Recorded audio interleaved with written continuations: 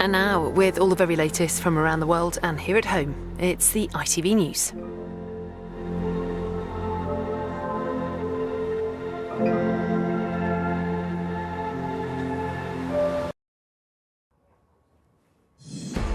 Well, whatever else it sure was not boring. The two men came out fighting with pretty confident summaries of their core messages. I'm seeking your backing to change our country, to make it work once again for you and your family. I'll cut your taxes, protect your pension, and reduce immigration. I have a clear plan. And then they went on fighting. From the OK, NHS. we are going to... No, gentlemen, well, no, please. It's all Gentlemen, joined no, up. actually... Rishi Sunak had the odd early stumble. 2 million. They're now 7.5 million. I'd like you to explain how they're coming down. Because they were And coming Sir down. Keir Starmer did a fair amount of eye-rolling. Thank you very much. Could I just get a word in edgeways? One by one, though, they did work through the key issues. If I'm your Prime Minister, the planes will go to Rwanda, we will have a deterrent. We need to smash the gangs that are running this vile trade, making a huge amount of money. Sir Keir Starmer went into this debate the very clear front-runner, and he certainly looked the more relaxed of the pair. But Rishi Sunak appeared to be pretty charged up, so the key question, did he get the cut-through he so desperately needs? Also on the programme tonight. Would I vote for him at the moment? I'm a non-voter at the moment. We watch with voters up and down the country and hear their verdict. Nigel Farage launches his election campaign and is doused with a milkshake for his pains, a worrying reminder of the risks all politicians now run. You know, I'll be honest, it is quite scary. Well, that's the serious point, is that it was a milkshake and it's uncomfortable, but it could have been something more serious. I know. The Indian election results have left pollsters in tears as Modi is dealt a blow. And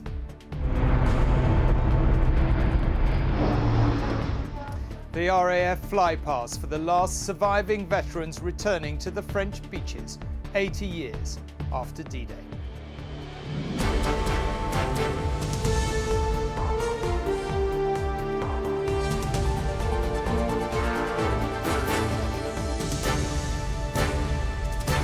This is ITV News with Tom Bradby from Salford. Good evening. Rishi Sunak came into tonight's debate here in Salford as the very definition of an underdog. 20 points or more behind in many polls, he is facing the prospect of a potential electoral wipeout and a place in the history books right down there with Liz Truss. So he really needed to get some cut through tonight, and to be fair to him, he did come out fighting, though at times one might argue it drifted into something that looked a little like petulance. Keir Starmer appeared more relaxed, and given the polls that was perhaps inevitable. It was fiery, it was bitter, and at times it was very messy. Julie did a lot of gentlemen, please. But it is fair to say that both men gave it their all. Rishi Sunak can at least be pleased with that. And they hammered through the issues, often talking over each other in their desperation to make their points. There was a lot of noise and a fair amount of light, and of course one key question. Did it change anyone's minds? One stage, two leaders, nowhere to hide. It's Sunak versus Starmer. Their initial pitch, more than a little nervous. I have ambition for our country and have a practical plan to deliver it. I have a clear plan for a more secure future for you and your family. Until the first question cut through the sound bites. My savings are gone and I'm genuinely worried about my future. I don't think you actually understand how this is for people like me. Well, Paula, I know how much of a strain the last few years have put on your family finances, the family finances of everyone in our country. And that's why my priority has always been to do what I can to support you. That started with bold action, like the furlough scheme during the pandemic, and more recently, my clear plan to bring inflation back to normal.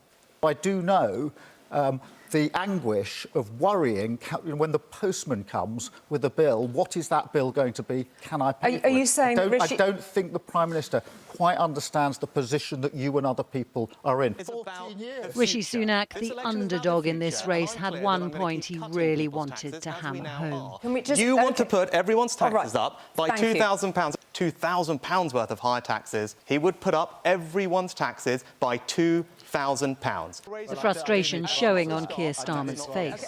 I do need to answer that because he put that figure out there. Well, what's happened here is, it's a classic. They put in pretend Labour policies to the Treasury and then they get a false readout. This £2,000 he keeps saying it's going to cost is absolute garbage. On the NHS, he felt on safer ground. The NHS is broken. Be honest with us. How long will it take to fix it? We are now making progress. The waiting lists are coming down. 7.2 million, they're now 7.5 million. I'd like you to explain how they're coming down. Because they were coming down from where they were when they were higher. 7.2. And they're now on their way down. They are down, right? The laughter dangerous for the Prime Minister. But there was applause for his position on the doctors' strikes. The union are demanding a 35% pay rise, and I don't want to raise your taxes to pay for that because I don't think it's right. Well, we wouldn't pay the 35%. We've already said that to the doctors. We can't afford it because the government's already broken the economy. The Labour leader couldn't hide his irritation at being interrupted. Resolve it. Just standing there and saying, I'll resolve it, isn't an answer. That's not a plan. Prime Minister. How would you resolve it? Prime Minister, your record is... No, how would you resolve it? You want to be Prime Minister... in what was a tetchy debate at times. From the OK, we are going to... No, gentlemen, well, no, please. It's all joined up. Actually, but it's all joined up, but this is an important point. Thank you very much. Immigration, a familiar battleground. The flights will go in July, but only if I'm your Prime Minister. If Keir Starmer's elected, all those people will be released. The levels of migration are at record highs, 685,000. It's never been that high, save in the last year or two. The Prime Minister says it's too high. Well, who's in charge? And then it got personal on national security. I don't think the Labour Party can be trusted to keep this country as safe as the Conservatives. The world is a more dangerous and uncertain place than at any point since the end of the Cold War. For the Prime Minister, who was at the time making money betting against the country during the financial crisis, that's what he was doing when I was acting on national security, to now say that somehow national security is safer in his hands is insulting and it's childish. OK, thank you. A final plea direct to voters. I don't pretend there's a magic wand that will fix everything overnight. Instead, I offer a practical, common-sense plan to change Britain. On the 4th of July, choose lower immigration, lower taxes and protected pensions. Smiles of relief and a handshake at the end, but neither came out completely unscathed. Romilly Weeks, ITV News. Did feel as if gentlemen please was the catchphrase of the night. But as soon as the two leaders were finished, the arguments moved backstage. Big hitters from both sides flocked around journalists gathered in the spin room trying to claim their man had come out on top. It was a chance to reinforce the messages that hit home and rebuff the blows landed during the debate. And after that tempestuous argument, both parties had plenty of material to work with. Rishi Sunak and Keir Starmer. While the party leaders were fighting it out on stage, journalists and politicians alike watch backstage, drawing judgments in the spin room. What have you made of that first part of the debate? I think it's pretty tetchy so far. You can tell there's a little love lost between Keir Starmer and Rishi Sunak. Sunak needs a game changer, so he's desperate to try and get in and get that kind of moment that is shared everywhere. Senior members of both camps were also on call, ready to defend their leaders and attack their respective opponents. Your man is a long way behind in the polls. Did he get that killer blow he needs to actually shift the dial? I think he did, but not least because he's landed the important point that the Labour Party have got they've got a £2,000 tax bill for each and every one of us. A point that Keir Starmer disputes, not one that he agrees with. Of course he disputed it. Interestingly though, he didn't dispute it in the first half of the programme. I wonder if somebody texted him in the break and said, oh gosh, you've got to dampen that down. Is it easier to go into these debates when you've got a big poll lead like Keir Starmer does? Well look, we came into this debate in a strong position, and I think we're going out with an even stronger position, a really strong message of change. Politicians, as you'd expect, spinning how the evening went. It is an election campaign that has so far failed to excite the country, and although there was ferocious debate both on the stage and in this room, the big question is, has it shifted the dial and changed people's opinions at home? And it is pollsters who often give us the best insight. Yeah, so we've done a snap poll of 1,600 debate watchers, and what they've told us is that they're very split on who won that debate. So we asked them to put aside their own preferences, who do they think won. 51% Rishi Sunak, 49% Keir Starmer. While that suggests things won't shift massively, it does mean that as the cameras are powered down and the night comes to an end, it is an evening that injected excitement and energy into a campaign that has been lacking it. Shihab Khan, ITV News, Salford. And Robert is here with me. I think the older you get, the longer we've been around, the more absurd the spin room seems, doesn't it? With all the politicians coming out and arguing their case. Nevertheless, what did you make of it? So I've been steeped in this stuff for years, and even I found it quite confusing. So goodness only knows what people at home made of it. But let's just look at one aspect of it, the number of times that Rishi Sunak accused Keir Starmer of wanting to put up people's taxes by £2,000. He repeated it, and Starmer didn't respond, which I thought was bemusing, because actually this is a charge that the Tories levelled a few weeks ago. I looked at their arithmetic, it looked to me to be deeply dodgy. But for reasons best known to Starmer, he didn't try and criticise it or break it down or show it was false until very near the end, when he just said it was made up. But he let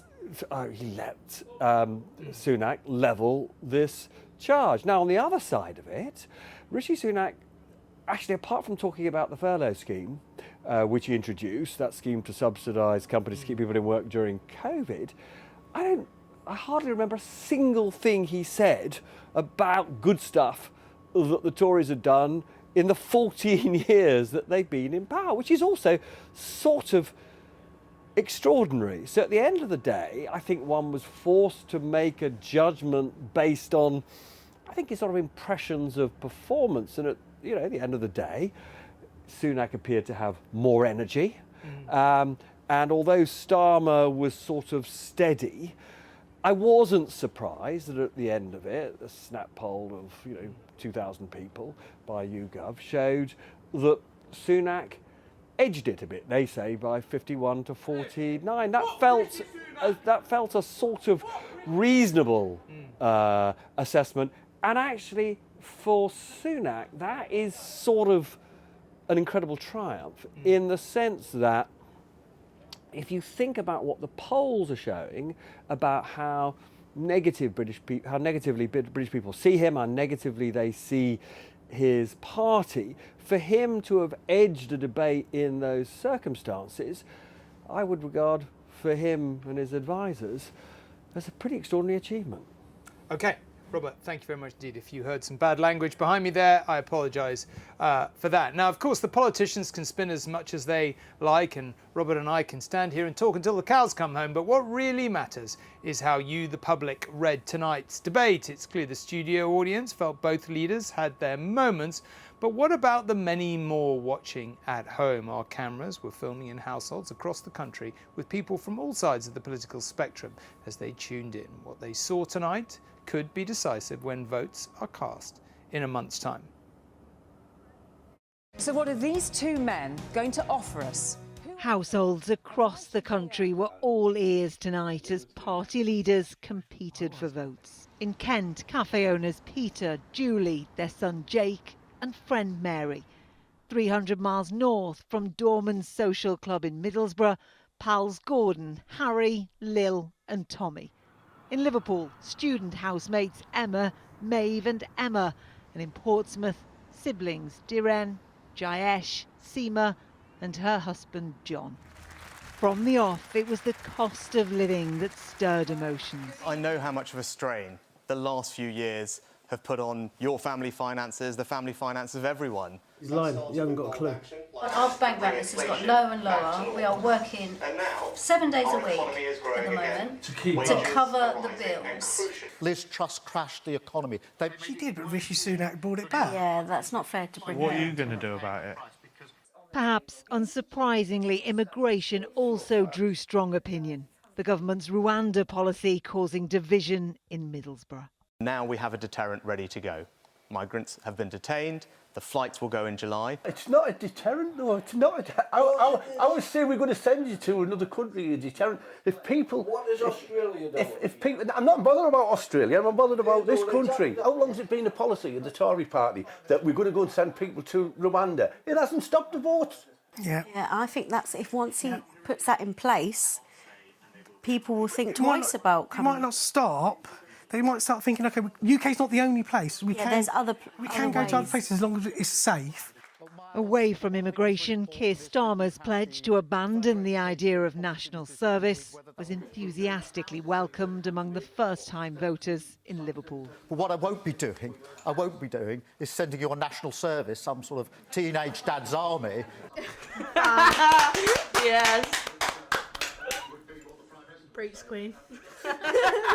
If you were a soldier in the army, a regular soldier in the army, would you want somebody who's been just brought in, stand next to you when you're going in the trenches?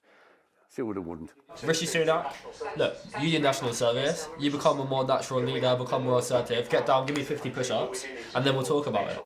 It was a whistle-stop tour of party policies. And as this first TV debate drew to a close, which leader impressed our voters? I feel like Starmer really empathised with the people, Yeah. and I feel like he addressed people like their issues were very valid and their opinions are valid and important. Yeah. Since that debate there, I am swaying towards Tory.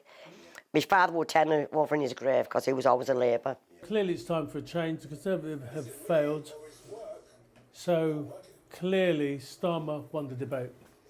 Sunak won that. Hands down. It is 30 days until polling day. 30 days for party leaders to try and change their minds. Rachel Townsend, ITV News. The views of some voters there, Gogglebox style. Enjoyed that a lot. Jane, our election analyst, is here. I'm very pleased to say, late on this slightly chilly night in Salford. Yeah. What did you make of it? Did you think it will change anything?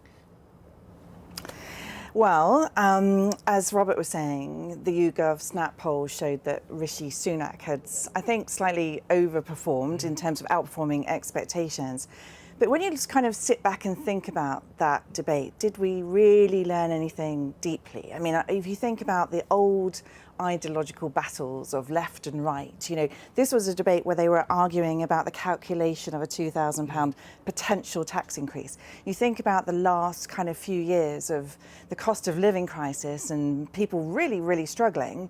And there you have the government kind of saying, well, you'll be worse off with the Labour Party. So I think it was really confusing, as Robert said too, and really difficult for voters to see the kind of the clear lines in this election contest, either ideologically speaking, but also on that kind of critical issue of trust, where the party leaders themselves were disagreeing about what the evidence shows and what it really means and what to make of it. So I don't think there were very clear signals, except that people went into this thinking, Rishi Sunak wasn't going to perform very well. Both leaders not very well tested. I also thought it was fascinating sitting there watching it, thinking this is the first time. I follow politics really closely, as you'll expect, but it's the first time I've really heard them talking in this way. So, so perhaps people will tune in again and, find out more. But it was, in that respect, a bit of a revelation because we don't know these two leaders very well. OK, Jane, thank you very much indeed. Well, it was all going swimmingly for Nigel Farage as he launched his election campaign in the seaside town of Clacton. He was riding a wave of support, cheered by hundreds, as he promised to be a bloody nuisance if elected to Parliament. But the tide can turn quickly on the campaign trail, and in a flash, the Reform leader found himself doused in milkshake. But you can't avoid the fact that whether by his own making or not, Nigel Farage just can't avoid making headlines. All the very best. Be lucky. Thank you, Nigel. He promised to ignite this election. And in front of Clacton Pier today, Nigel Farage drew the campaign's biggest crowd so far. The only way they could hear him was through a speaker balancing on an aide's head. When they did, his main focus was, you guessed it, immigration. The Conservatives have betrayed that trust. They've opened up the borders to mass immigration like we've never seen before. Nigel Farage issued a rallying call to his supporters yesterday to be here in Clacton at lunchtime. They have turned up in their hundreds to cheer him on. It's these crowds that have left many Conservatives on high alert about the threat posed by reform. And today, the Home Secretary had his own message on immigration. If we are returned to government, we have committed to a scheme to cap the level of work-related visas. Immigration levels have been too high. We have taken action to bring them down, and we are committed to continue doing so. Back in Clacton, Nigel Farage wasn't buying it. They're desperate. They're desperate. This is what they do. They lie at every election. They pretend they're tough on borders, they pretend they're low tax, and then in government do the opposite. Is it in response to you? Undoubtedly. Undoubtedly. Or if we say this, they won't vote for Farage. Do you know what? They will.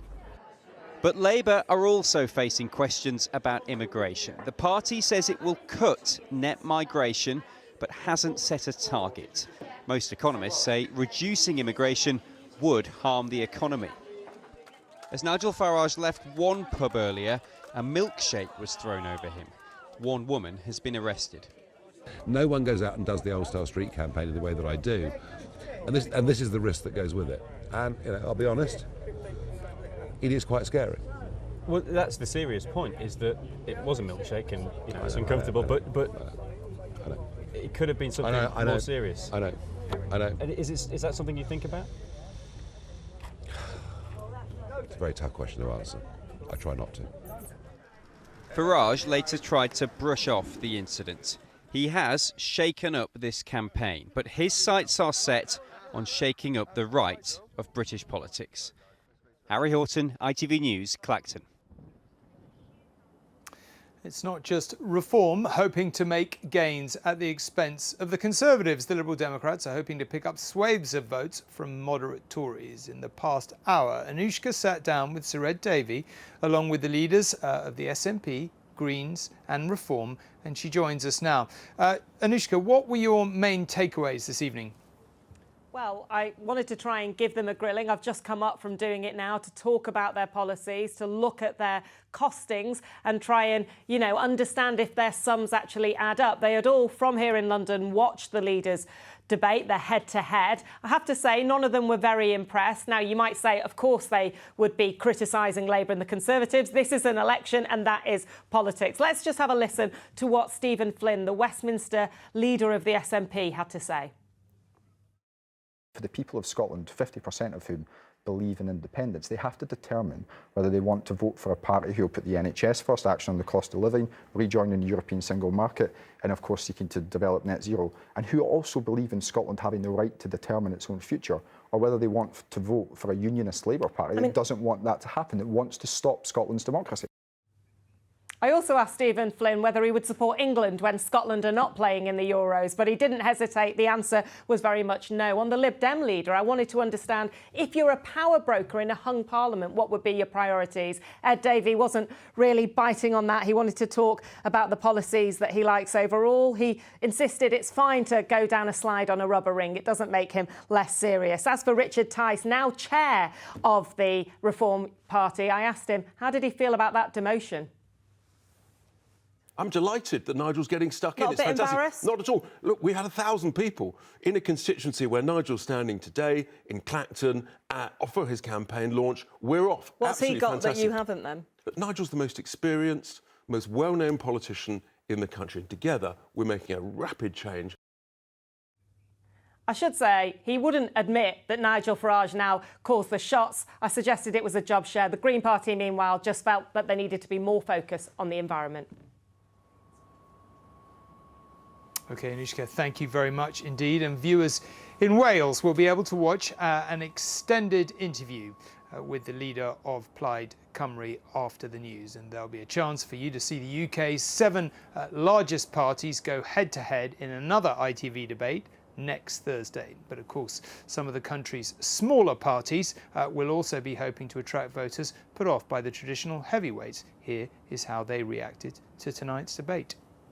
After hearing that debate, it is very clear that Rishi Sunak is on his way out. The country are done with the Conservatives, and rightly so. But it's equally clear that there's no real expectation of a dramatic change in direction from an incoming Starmer government. I think we're likely to see a change of party, but not a change of politics. And that was clear when you saw, not a single positive word to say about the value of immigration for our society. Both of them are committed to the same Tory fiscal rules, which means more austerity. And as for climate, there was a really good opportunity for them to start laying out a positive stall about the transformational change the country needs on the climate emergency. And what you saw was both of them standing there blaming each other for promises that they'd broken.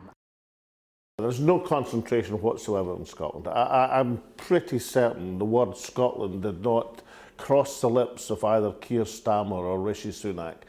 That was revealing in itself. Not even a reference, not even when oil and gas came up, not even a reference to the fact that Scotland has supplied all of these resources to the London Treasury over all of these years. Not even a reference, not even a thank you very much, not even a thought about Scotland. It's very revealing. They were asked about the European Championships. Neither thought to wish Steve Clarke and the Scottish squad good luck. They assumed it was about Gareth Southgate and the English squad. It just shows they don't care about Scotland. Most of your viewers will have fallen asleep at the utterly repetitive 5 times we learned that Keir Starmer's father was a toolmaker. In fact, he owned the tool-making factory in which he was a toolmaker. It was utterly banal, repetitive rubbish. It was a flyweight, Rishi Sunak, against a clunky, very overweight, heavyweight Keir Starmer, who can't think on his feet and who was being pummeled by Sunak every time he got in at close quarters. The overwhelming feeling in the country will be these people truly are, in Galloway's words, 2 cheeks of the same backside.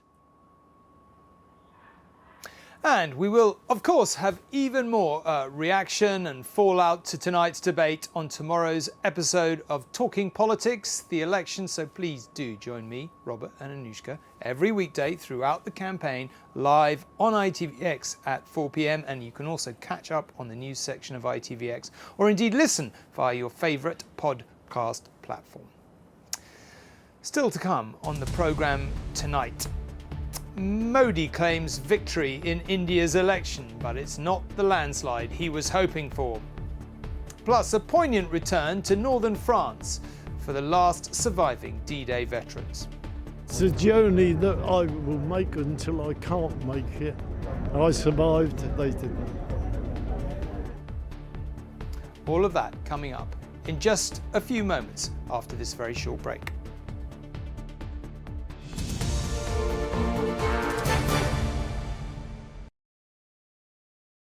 From Luton Airport.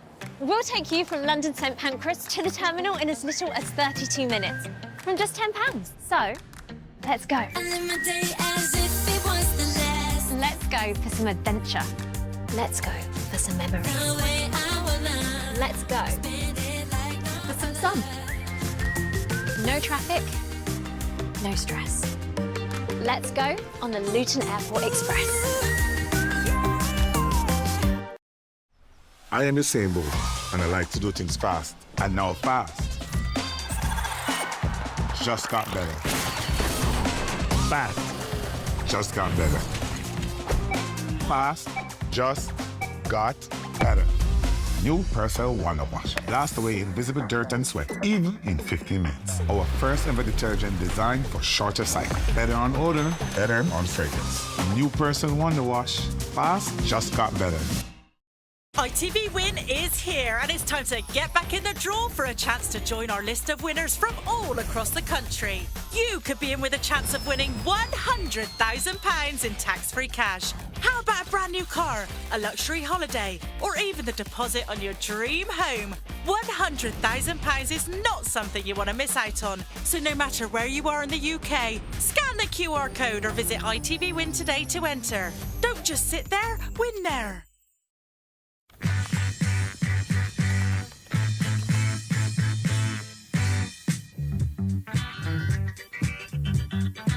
At Amazon, we offer employees up to £8,000 towards training and career growth.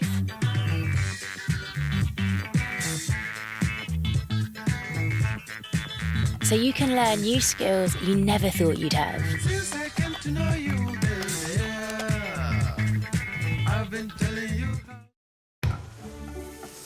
With Aviva Wealth, you can easily see how your savings, investments and pensions are doing. So when the time is right, you can make the changes you want.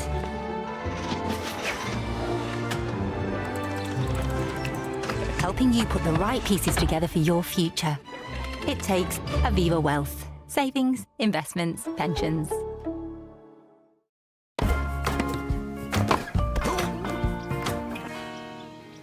Get more choice than any other supermarket. Ocado, let summer come to you.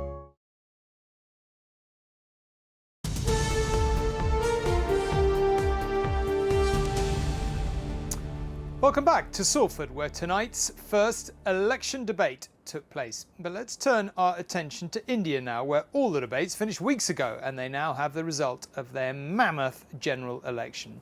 And the massive victory Narendra Modi was hoping for has not, in fact, materialised tonight. He'll have to rely on coalition partners to return for a historic third term as Prime Minister. His party will be the largest, but it hasn't secured the majority it needs to govern alone, a marked difference from the landslide result expected during the campaign. So much so that one pollster was reduced to tears live on TV.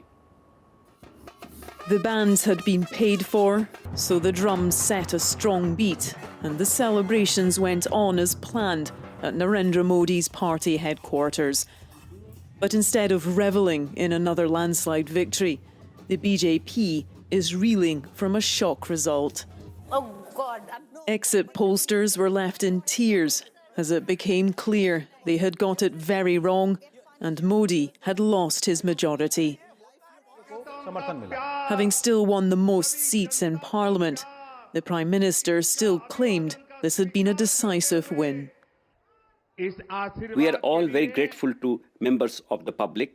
Citizens have expressed full confidence in the BJP-led alliance. Everything had pointed to Modi extending his grip on power. He now faces having to enter a coalition to form the next government. And there's no guarantee the other parties will want him to stay in charge. This result shows that not only is India's democracy the largest in the world, it can also still be celebrated for giving the marginalised a voice. It was the country's farmers, its millions of unemployed young people and its religious minorities who dealt this blow to Narendra Modi.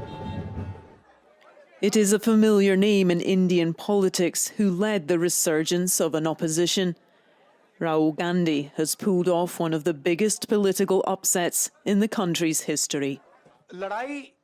The fight was to save the constitution. We were sure that the citizens of India would protect it. Instead of 5 more years of Modi supremacy, voters have made sure that India's next parliament will represent the full colours of the nation. Debbie Edward, ITV News, Delhi. The potent threat of cybercrime was plain to see today as a major London hospital, several of them in fact, and GP surgeries were forced to cancel planned operations and tests. A company called Synovis, which provides blood lab services to the NHS, was targeted by hackers. It's affected patients at Guy's and St Thomas's and King's College hospitals, where critical incidents have been declared. At the moment, there's no timescale on when it will be resolved. Finally, The tens of thousands who crossed the English Channel in June 1944 knew very well it might be their last voyage. For too many, lost far too young on D-Day, it was. 80 years on, and a handful of those who survived returned to northern France, again fully aware they could be making the trip for the last time. Their age means living memories of that fateful time will soon be lost forever. But this week they will be at the centre of commemorations, and despite being surrounded by kings and presidents, there is no question who the guests of honour will be. When they set sail from here 80 years ago, they had no idea if they'd ever see home again. Today, they departed as heroes. Escorted by the Royal Navy and with an RAF flypast over their heads, these old warriors set off to retrace a journey that changed not just their lives, but the course of the Second World War. I've always said 50% excited and 50% apprehensive. And no wonder. Henry was only 18 when he found himself on his way to Normandy. His job, to deliver supplies and bring back the injured. I was half expecting shells and bullets and U-boats, but got away with it. It's the thoughts of those lads that are still lying out over there, those that gave their lives. It's the journey that I will make until I can't make it, and I do it out of respect and admiration for those boys. I survived, they didn't.